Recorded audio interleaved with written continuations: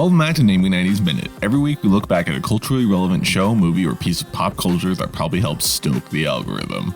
This week, in honor of the final season of Archer premiering, we're looking back at one of the inspirations for the character, James Bond, in Tomorrow Never Dies.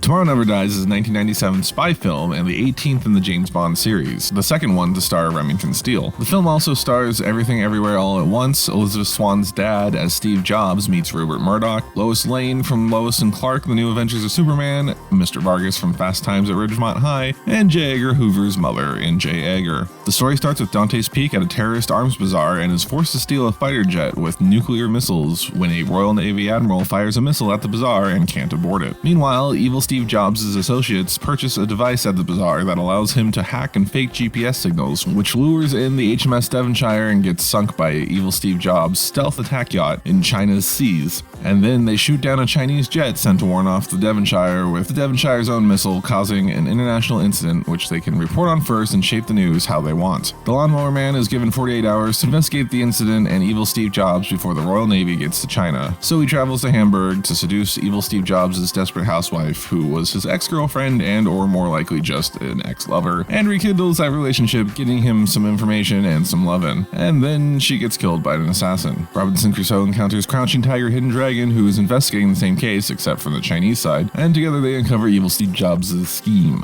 Something, he bribed a Chinese general to begin a naval war with the British and secure him broadcast rights in the People's Republic. The duo boards evil Steve Jobs' stealth attack yacht to prevent a missile being fired at Beijing, and after multiple attempts to stop it being captured and one-on-one fighting with various crew members and villains, the pair stop the missile from being launched and foil evil Steve Jobs' plan, killing him and most of his crew and exploding the stealth attack yacht. The movie ends with the two sharing a romantic moment while their respective governments search for them amongst the wreckage.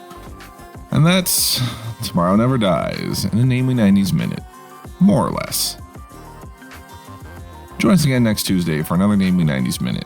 Remember, you can always hear these a day early in full episodes of Namely 90s on all major podcasting platforms, and most of the small ones too. Please subscribe and do all the other YouTube things, bell ringing, share like a scribes, that sort of stuff, and we'll catch you next time.